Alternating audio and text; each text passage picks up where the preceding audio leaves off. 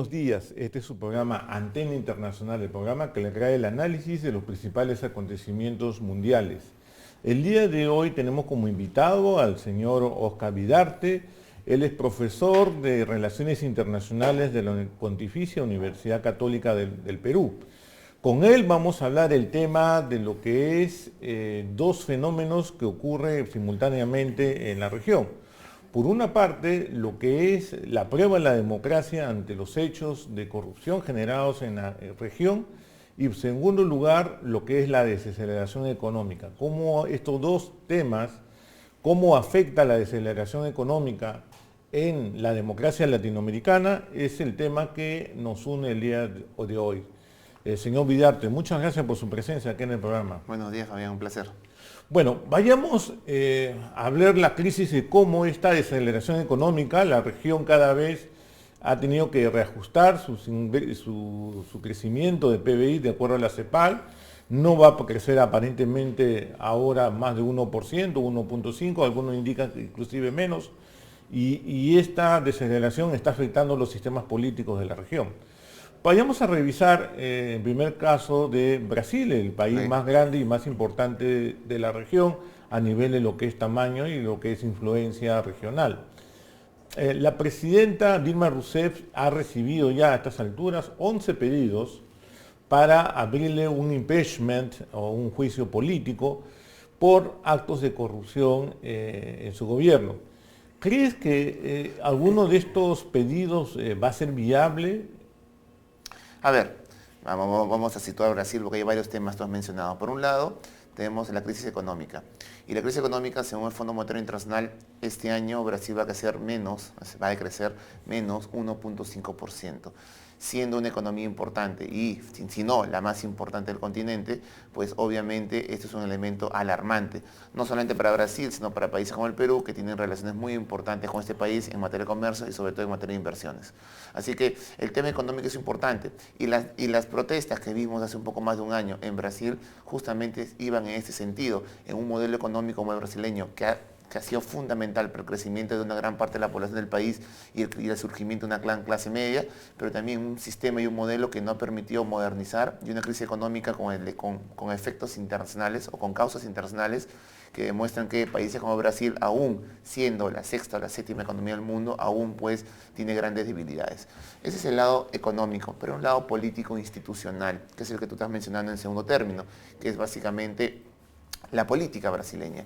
Y que cuando hablamos de corrupción, no solamente hablamos de la corrupción que podría implicar también a la presidenta Dilma Rousseff, en tanto ella fue un alto cargo de Petrobras, y Petrobras es básicamente la empresa que está siendo cuestionada por haber favorecido a un grupo de empresas constructoras brasileñas. Sin embargo, el tema de Brasil va mucho más allá, y creo que el tema del status quo político, de un status quo político que es altamente corrupto, hemos visto casos de corrupción que no solamente han implicado al oficialismo, también a la oposición en los últimos 2-3 años, lo cual genera también críticas dentro de la sociedad, y este problema de institucionalidad que puede ser mucho más grave si es que comienza un proceso contra la presidenta Dilma Rousseff, como ya comenzó contra el expresidente Lula da Silva, podría ser la situación pues realmente ingobernable en el caso brasileño. Sobre todo si tiene apenas 7 meses en el poder, le falta un gran trecho político. Pero en cierta manera, ¿no crees que Brasil sigue siendo prisionero del modelo económico que ellos han lanzado? O sea, a nivel interno, por ejemplo, el capitalismo de Estado. ¿Crees que está en crisis este capitalismo de Estado en Brasil? Es complicado, ¿no?, responder a esa pregunta, porque lo que estamos viendo en Rousseff en estos últimos meses, a pesar de que en su campaña dijo otra cosa, es básicamente la transformación de ciertos elementos de su modelo, es decir, desde su ministro de Economía y todas las medidas de austeridad que está planteando, que fueron totalmente contrarias a lo que marcó en su campaña, pues obviamente no hablan de una continuación clara del modelo. Hay grandes cambios pues que los pro austeridad están de acuerdo. Hay un tema que a mí me preocupa mucho en el caso brasileño, y lo he venido conversando en sus últimos días con muchos amigos de Brasil, con los cuales tengo contacto, y son dos cosas básicamente. Uno, cómo el problema institucional y económico está afectando, por ejemplo, el accionar brasileño en la región. Y está afectándolo realmente de manera bastante importante. Por un lado, se ha reducido casi un 50% el presupuesto de Cancillería. Es decir, eso hace que Brasil tenga menos participación, una serie de espacios internacionales que son fundamentales fundamentales para un país que quiere ser miembro del Consejo de Seguridad, que quiere consolidarse entre los BRICS, que quiere consolidarse como un poder alternativo a los grandes poderes mundiales. Y dos, eso también implica que Brasil no tenga un papel importante en ciertos ámbitos. Por ejemplo, uno habla de Sudamérica y el contexto sudamericano en donde la Alianza del Pacífico comienza a consolidarse, donde vemos el papel de México tratando de ingresar nuevamente a Sudamérica, donde vemos el interés de Estados Unidos por la Alianza del Pacífico, aunque Estados Unidos también tiene otros ejes de énfasis. En ese escenario, lo regular o lo normal sería que Brasil adopte un papel mucho más activo en el ámbito regional sudamericano, frente a esta situación donde además hemos visto cómo el chavismo está casi desapareciendo. Sin embargo, Brasil no lo hace. ¿Y no lo hace por qué? No lo hace básicamente por los grandes problemas económicos e institucionales que impiden a la presidenta Dilma Rousseff tener una política mucho más activa en el ámbito regional. Claro, mencionaba el tema del capitalismo del Estado porque el mismo ministro de Economía, Levy, mencionó que el modelo que trataba de propulsar, acuérdate que Brasil era un modelo hace apenas 5 años, ¿no? Cuando estaba en pleno crecimiento y con gran ayuda social, donde el Estado participaba activamente en las empresas, sobre todo denominadas estratégicas, ¿no? Como petróleo, luz, electricidad. Pero por los actos de corrupción que ocurre, el ministro Levy dice que el modelo brasileño con democracia no funciona, a diferencia de otro tipo de modelos donde hay una tradición más autoritaria, como el caso de cultura autoritaria, el caso de China o Rusia, ¿no? En general. Corea del Sur, Singapur. ¿No? Creo que también Entonces, donde sí había capitalismo de Estado y sí tenía mayores posibilidades de accionar, pero lo que ha sucedido en el caso brasileño es que se ha llenado de casos de corrupción que están poniendo en peligro el régimen de Dilma Rousseff. Sí, pero también me parece que hay dos comentarios ahí frente a eso, lo que dice el ministro. Por un lado, el modelo brasileño ha demostrado grandes éxitos también y grandes logros. Es decir, que no ha sabido llevar a cabo la segunda etapa de reformas económicas, que eran justamente las que buscaban consolidar esa clase media. Porque ¿qué pasaba en Brasil? En Brasil tenemos una clase media emergente que se generó en los últimos 15, 20 años. Sin embargo, esa clase media seguía viviendo, pues seguía sufriendo o teniendo los mismos malos servicios públicos en materia de transporte, salud, educación, de cuando eran pues pobres. Así que había un ascenso en la clase media, pero no había pues los servicios públicos del Estado dignos para un nuevo sector social al cual se le exigía mucho más, por lo menos en materia de impuestos. Así que, obviamente, ese tipo de transformaciones son las que generaron las protestas de hace más de un año. Así que me parece que el modelo no es equivocado. Lo que pasa es que faltó la opción de una segunda etapa de reformas, que obviamente coincidieron con una crisis internacional que hacen imposible a Brasil implementar esas reformas.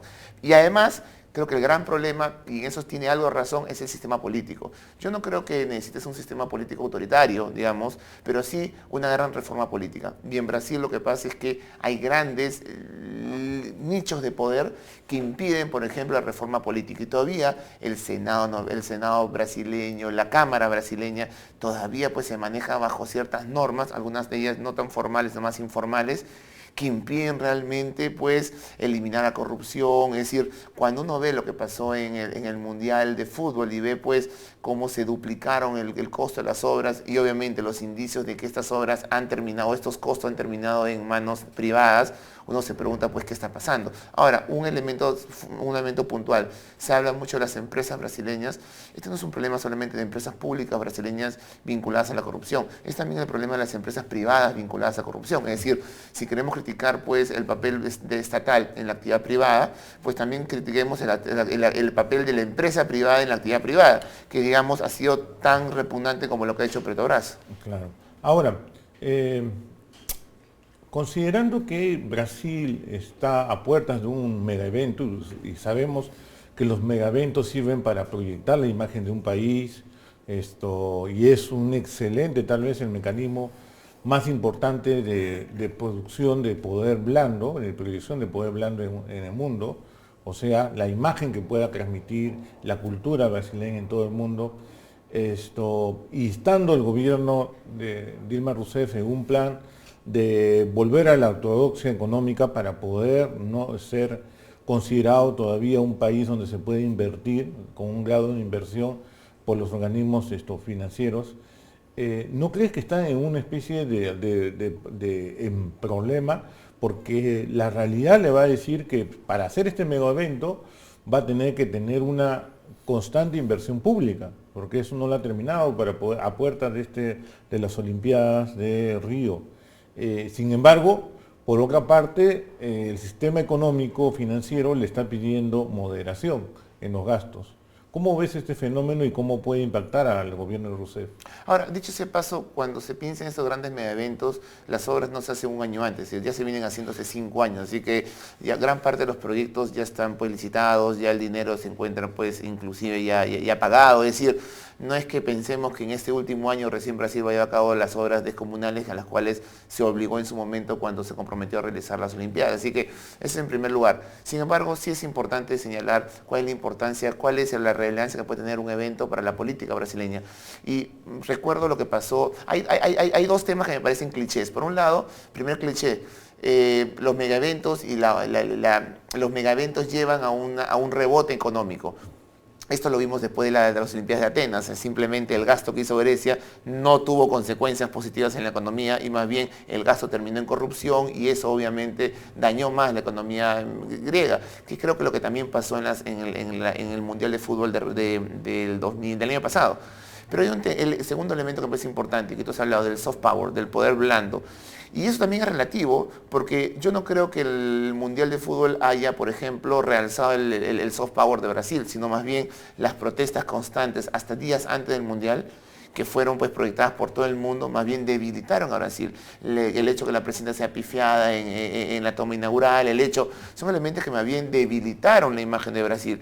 Yo tengo la impresión de que si este contexto negativo continúa, económico, institucional, vinculado a corrupción en Brasil, estoy seguro que las protestas que vimos hace casi 2 años se van a volver a repetir en el transcurso del próximo año, porque obviamente las protestas van a encontrar la posibilidad o la realización de esas Olimpiadas como la cámara perfecta para que el mundo entero entienda pues cuáles son sus demandas y esto genere presión en los actores políticos para cambios. Así que yo estoy convencido que más bien lo que se viene en adelante frente a las Olimpiadas no es pues un terreno muy propicio, favorable para lo que son los intereses del gobierno de Dilma Rousseff.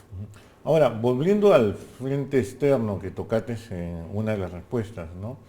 Hace aproximadamente 1 o 2 semanas fue la reunión de Mercosur, una oportunidad para replantear cómo el bloque se proyecta al mundo y cómo busca derribar las barreras que hay, no solamente entre países, cosa que se aprobó, sino buscar terceros países para comerciar.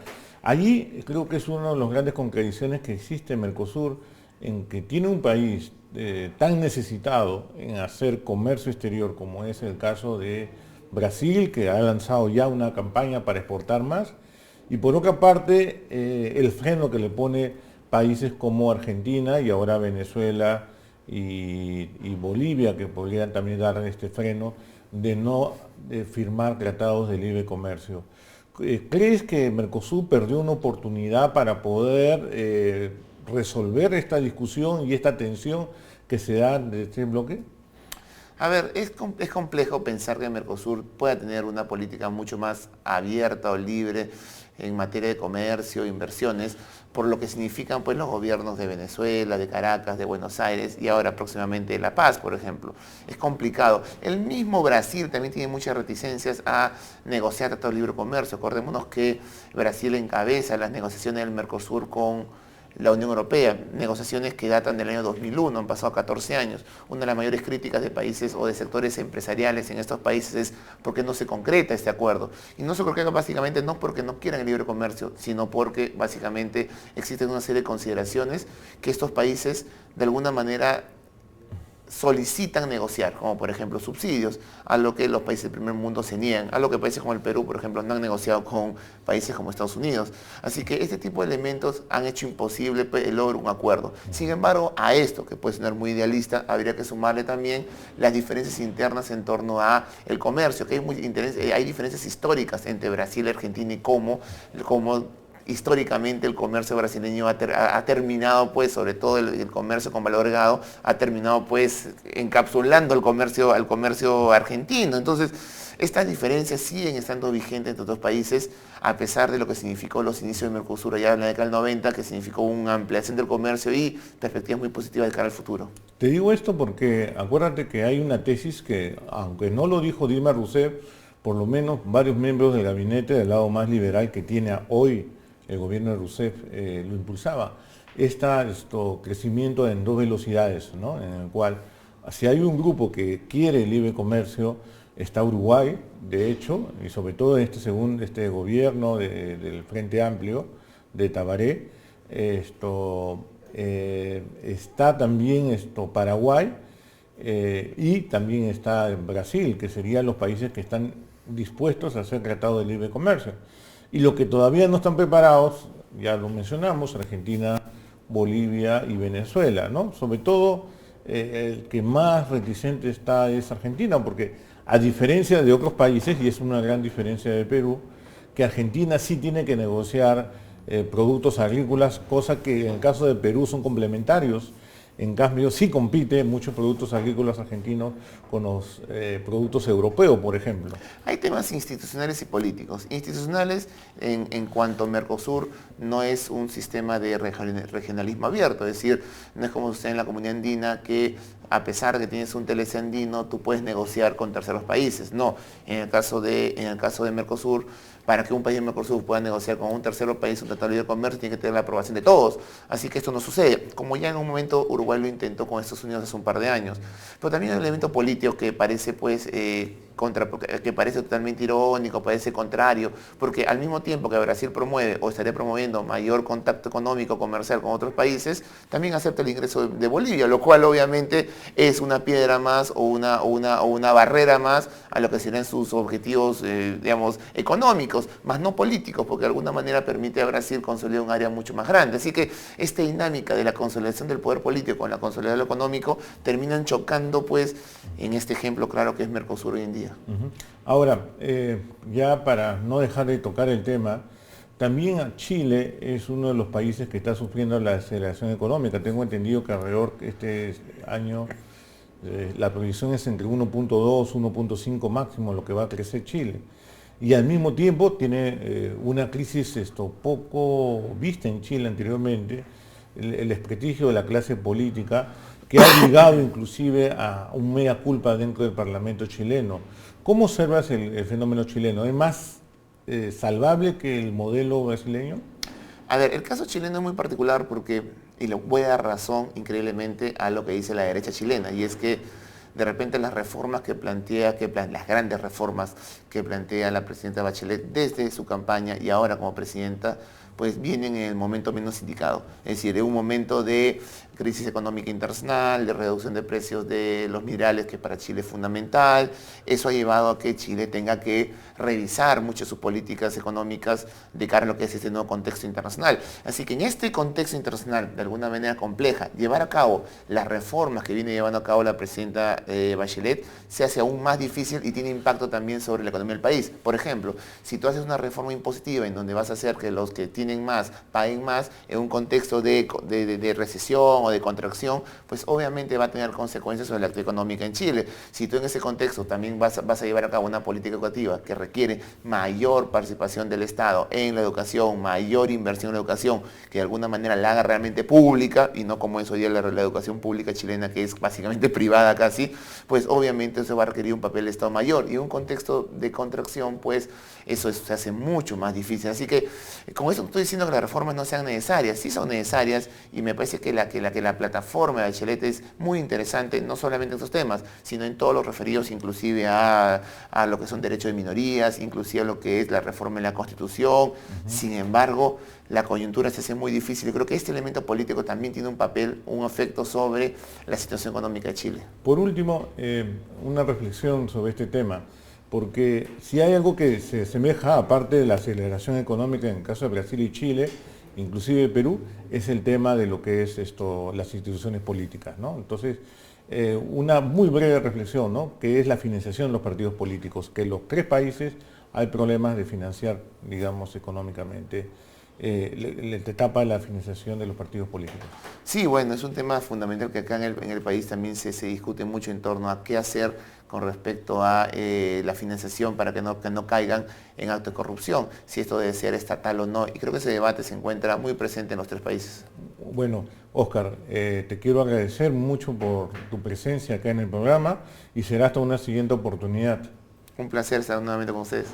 Bueno, con ustedes simplemente me queda despedirme y desearle a nombre de todo el equipo de TV Andina Online un feliz 28 de julio. Muy buenas tardes.